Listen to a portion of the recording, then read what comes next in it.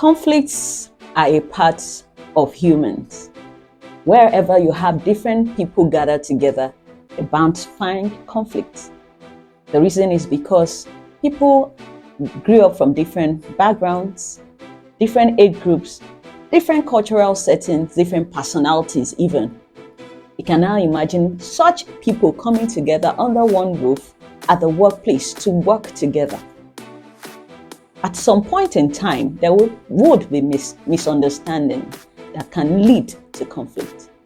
However, conflict is not always a bad thing. Sometimes, conflict can arise to bring the best out of the workforce. So, how do we manage conflict at the workplace? Different people coming together. In fact, some people have their own personal agenda. How do we ensure that these people under one roof come together to align with the set goals and objectives of the workplace? The first thing that I think can help to mitigate conflicts in the first place is for the workers, for people working together to understand the vision, the mission, and the goal of that workplace. If everybody comes together to work towards a common goal, then you will find that conflicts won't arise too often. Although I don't guarantee there won't be conflict. In fact, you need conflict sometimes to get the work going. So they must understand what their responsibility also is at that place. That brings me to job description. Every individual working must understand their role, how they fit in achieving the common goal of that workplace. It makes the work easier, So I'm cleaning the floor. I see it that my duty in cleaning the floor is toward the common goal of that company or that workplace. Then I'll feel happy doing what I need to do. I won't feel intimidated by someone else who isn't cleaning the floor, because I'm also working towards the goal of that institution. So the first thing is understanding the goal, the vision, the mission, and then knowing your job description. The third thing, in my own opinion, is for an effective communication line to be set in an institution or workplace. The flow or chain of communication must be understood. Who communicates what to whom? Upline and the downline must understand how the communication flows. This helps to put things in order at the workplace. Now, conflict has arisen. How do we go about it? Communication is very important. Active listening. If you are the one who is to resolve that conflict, you must be able to listen without interrupting from the two parties. You must ensure that you stay neutral, clear-headed, to listen to the different parties, understand the undertone, the root cause of the conflict, so that you can provide a solution to the conflict. If you're already taking sides, yes, at the end of the day, you may arrive at a mirage, something that is a mirage. To look at the problem is already solved. It's a mirage.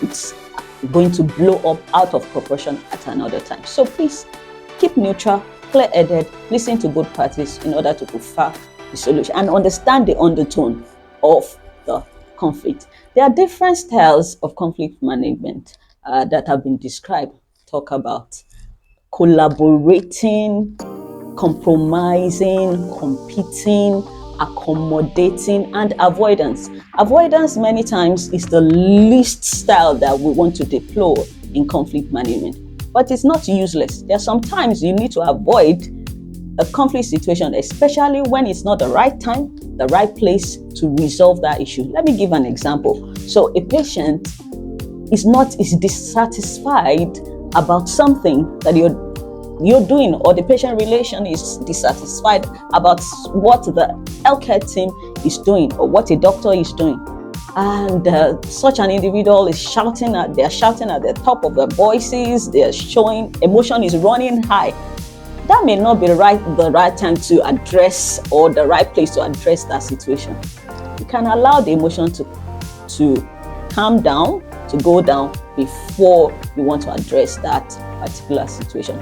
Avoidance, in my own opinion, is a temporary measure, because if you avoid the problem, it will resurface again. So you still need to dig deep to know what the problems are. So that's for avoidance.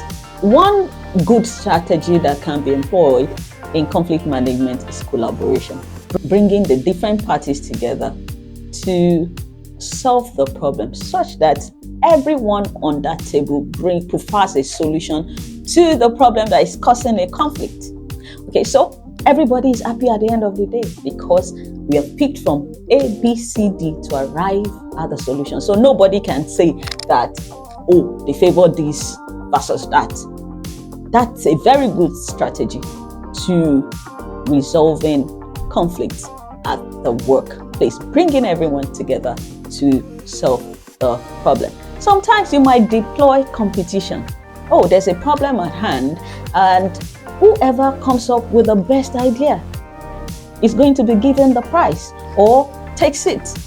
So you give them the task to go and solve the problem, and you bring them back to the table, and it is obvious that this other team has the best strategy and they use the best strategy. At that point in time, nobody can say also that, oh, they favor this versus that. So competing sometimes can be used as a style in conflict management at the workplace. Another strategy that can be used is compromise.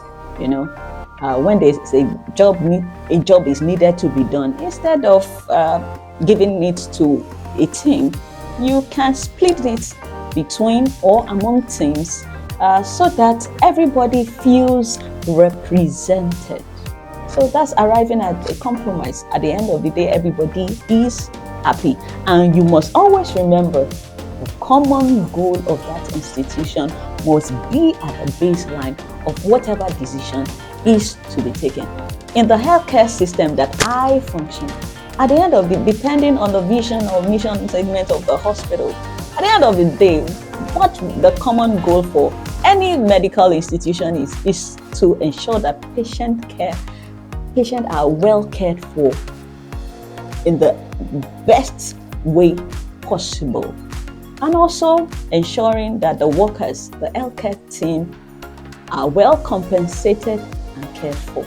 So if already that is already at the bottom line, that at the baseline, that we are doing all this for patient care and for us to enjoy what we're doing, to feel a sense of satisfaction, it will be easy to resolve conflicts.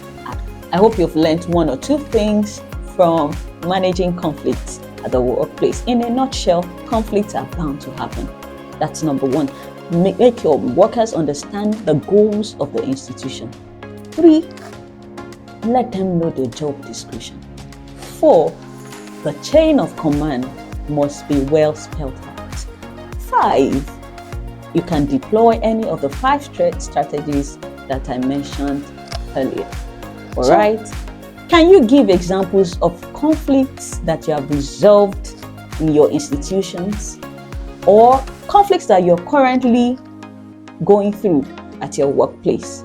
Type them in the comment section, and let's see whether we can all resolve them together. Kindly engage. This is Dr. Dami Med TV. Click like, share, comment, engage. God bless you.